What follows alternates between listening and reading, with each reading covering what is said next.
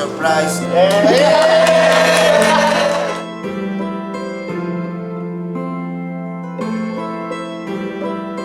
Marahil nagtataka kayo kung ano yung tititigan niya at kung bakit. Parang hindi siya makapaniwala sa mga nakita niya. Honestly, pati ako, hindi din makapaniwala. Curious din ba kayo?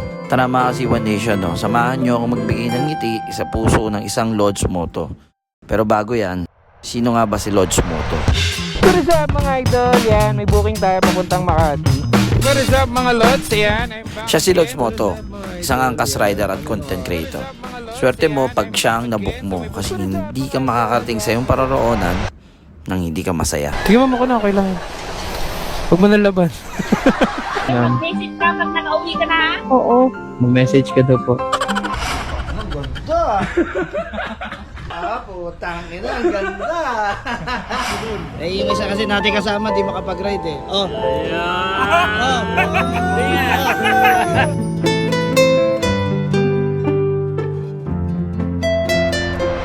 Kaibigang malakas magparinig.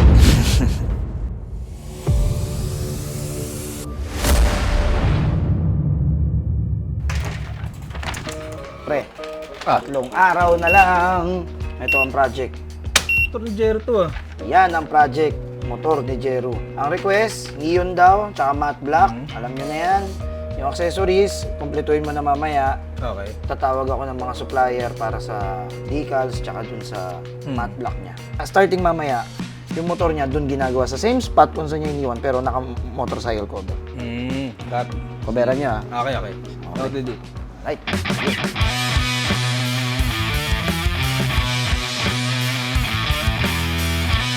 Ulitan, quad lock meron sa taas. Ito, integrated taillight meron naman tayo dito. Ayusin din natin yung preno niya. Motor, ang Z4, fender eliminator. Birthday project Z4 ni Jeru. Siyempre, kakabitan natin siya ng slider. Tapos, fender eliminator, integrated taillight, yung mudguard na, syempre, pang Z4, yan. Windshield para kumuha ulit siya ng panibagong RFID niya. Tapos, engine guard, lalagyan din natin yung Z4 niya. Papalitan din natin yung side mirror niya, pati busina. Tapos, meron din tayong ilalagay na race power shock para kay Jeru. Pati yung buong fairings niya, papadecals natin ng neon green. Kasi yun yung gusto niya. So alright mga Kasiwan Nation, no? So si birthday boy, Jero Boy. So ito yung mga ikakabit natin sa kanya, no? So isa-isayin natin. Chain maintenance, no need to explain. Madumi na yung kadena niya, sasama na natin to. Steering damper, lalagyan na natin siya ngayon. Axis na side mirror by Smoke. So ito yung tsura niyan. Kakabit natin dun sa Safe 4 niya. Slider para sa Safe 400. Handlebar riser para mas maganda pang touring yung motor niya. So papalitan natin siya ng mas mataas na windshield. Hindi naman siya masyado nagbaback-ride kaya lalagyan din natin siya ng seat cowl. So papalitan natin ng lever. Yan, para mas malapit. JPA, integrated taillight. Pakita ko sa yung tsura nito. Kasi ang Z4, kaparehas ng taillight ng Ninja 400, CX25R, CX6R, CX10R, Z1000. Yun, no? Sarap. Diba? Siyempre, spools. At pag may spools, papadala na rin natin siya ng paddock stand. Yung bago natin paddock stand, yung shield. Foldable tail tidy, mas maiksing version. V-Star. Itong papamalit natin. At ito yung plate horn. Maganda sa big bike. Bakit? Kahit sa may pwesto, lalo na sa naked, ang ganda tignan, nakatago lang. Hindi ito, pero ang lakas. Meron ka rin dapat nito. Ito yung axle slider, yung nalagay sa unahan. Belitan. Naging expose yung dibdib nila ng makina para magkaroon ng shape yung motor niya sa unahan. Yun, no? MK Light Tech. So, ito ay... Bam! Linis, no? Makonekta plus accessories. Siyempre, ito. Pinaka-importanting piyesa sa upgrade na to. Race power shock para sa big bike. Safe 400, pasok din sa Ninja 400. Kakabit natin sa motor ni Lods Moto. Pakaswerte naman ng motor na to. So, yun na nga mga Kasiwan Nation. Dito tayo sa 01 Moto Paranaque. Alam niyo ba kung anong araw ngayon? Today is June 15. Then bukas, June 16 na. Alam niyo ba kung anong meron bukas? Bukas, yung birthday ni Jeru. Ito yung preparation namin para i-set up yung motor niya na si 04. Siyempre, ang gagawa ng lahat ng yan ay walang iba kundi si Master.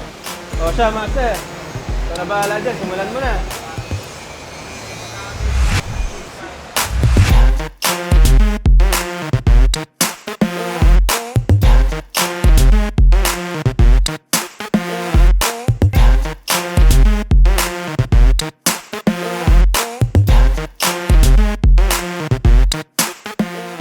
So natanggal na namin yung mags ni Jeru.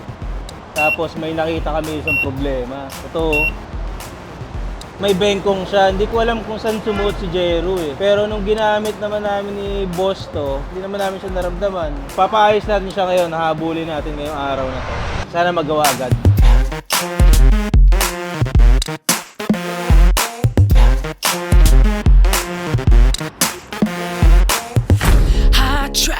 So, baklas na lahat. Ngayon, pinapalinis ko hanggang loob kasi ito pa yung dumi ng mga nag-ironman show. Preno, nalinis na ba natin? So, malayo-layo na rin kasi tinakbo nito eh. From sandamakmak na endurance, sandamakmak na tour. Busy yun si Jeron at hindi masyado maputingting sa motor yun. Kaya kami nagagawa nito.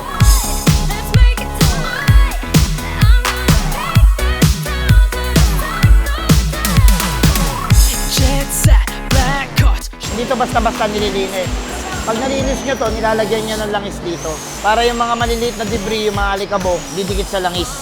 Parang first layer of protection yun sa alikabok eh. One shot, one dream, 6 hearts, one team. Cause we walk through the streets when we hit it to the beat on the Hollywood scene. So ito yung pang Ninja 400 natin na testing na natin to. Kakabit natin ngayon sa Say 400 ni birthday boy, Jerry Boy. Tatlo ang piyatan. So pakabit na rin natin to.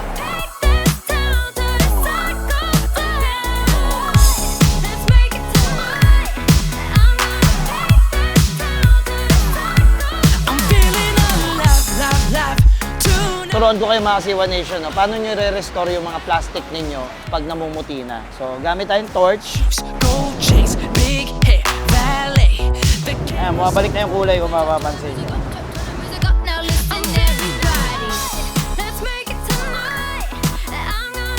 Nawala na yung pagkamat niya, nabuhay uli yung plastic niya. Ayan, no? Nabuhay uli yung kulay. Yun ang technique pag medyo luma na yung plastic nyo. Pag nainitan kasi mabubuhay uli. Ayan o. Nabuhay uli yung mga kulay. So pupunasan na lang to para matanggal yung mancha. Looking nyo uli yung mga inner fairings niya.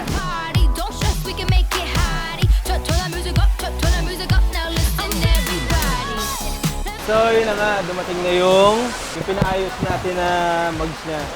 Wala na. All goods na ulit siya.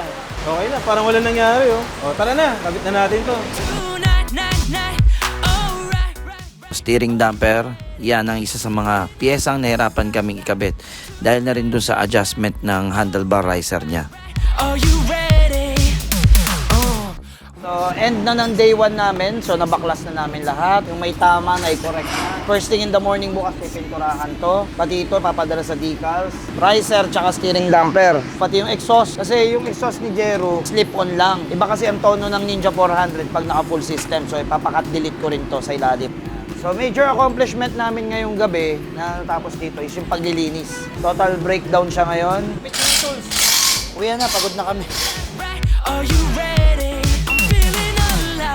Live tonight, night.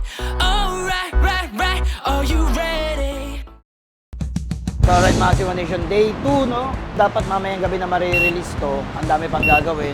Anong ginagawa natin ngayon, Master? Didrain ko yung flow wheel, sir, sa preno. Papalitan lahat. Pagkatapos ng elbow, mag-BBG tayo. Kaya ito muna si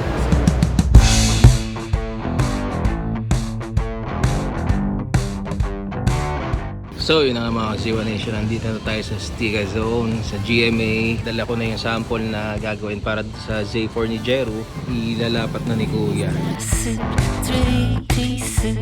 He's all dressed up and going home. Yun ang mga Siwa Nation. Dito yung unang sample niya. Nandito na yung mga parts ni Jeru. Hopefully matapos hanggang memaya para mabuo na natin yung motor ni Jeru. At may bigay na sa kanya surprise.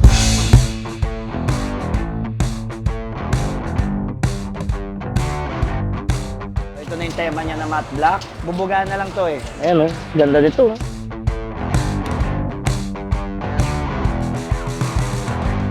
Ito na yung full system ng Say400. Mas magangla siya. Tinanggal na namin yung laman loob. Bali, ang proseso, pinutol, tinanggal, pinutol, binalik. Ganito kami mag-cut delete. Malinis. Sa mga oras na ito, tumawag na sa akin si Jero at sinabing papunta na siya sa C1 Photo Paranaque. Pero sabi ko, wag muna. Kaya kailangan ko makaisip ng paraan para hindi siya pumunta at para hindi mapulilyaso yung hinanda naming sorpresa para sa kanya. Pumunta pa rin siya, pero hindi na sa Paranaque, kundi sa 01 Moto Cubao na dahil doon ko na sinabi na magse-celebrate kami ng kanyang kaarawan. Let's go! Anong oras na? Oras natin ay 11:30. 11:30.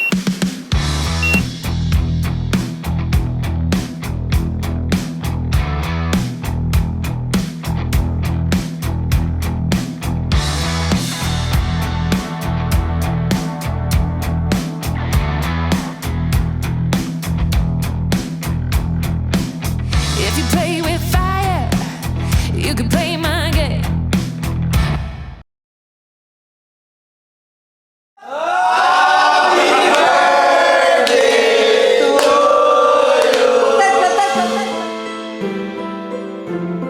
Dati nagbe-birthday kami, wala kaming pampakik, wala kaming surprise.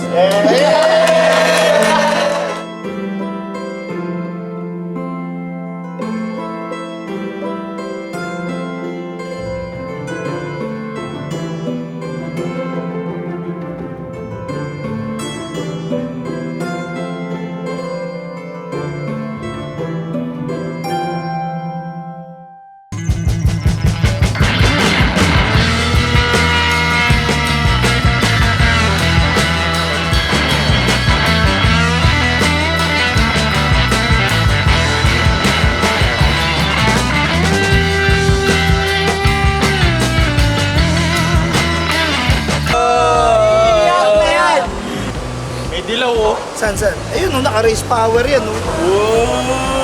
Yung spring mo, hindi mo kailangan pihitin ng sa loob. Akin na sa tunog. Akin na sa tunog. Iba tunog na slip-on sa full system. Uy! Ay!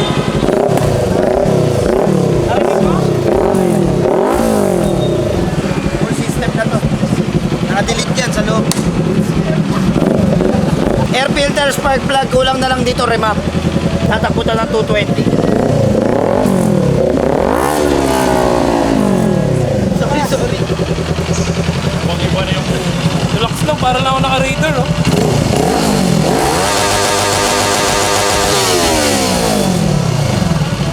Pati brake pad, bagong palit.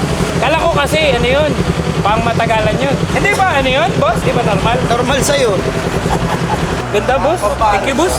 Yung may dalawang kaldero kasya. Ganda. Parang hindi ko siya motor. Wala problema sa paggawa. Wala problema sa materyales. Madali yun eh. Yung oras para habulin to sa loob ng 48 hours, yun yung challenge namin. Kasi hindi basta mag-build from scratch, decals, lahat, preno, maintenance. Hindi natatapos yun ng 8 hours. Hindi basta-basta yun. Damper ng mags, pinalitan na rin namin. Preno, palitan ng likod. Tapos syempre, full system. Ganda ng motor ko. Maraming salamat kay Boss Arch at sa lahat. So, sa mga mekaniko, di ko alam to. Ako pa rin ang number 1. Kahit ako hindi ko ina-expect yung output. I mean, ina-expect ko na maganda yung output pero hindi ko ina-expect na ganito kaganda yung kakalabasan. So, shoutout sa Team 01. Salamat. May napasaya na naman tayong kaluluwa. Yun naman ang mission natin sa buhay. Maglabas ng mga malulupit na gawa.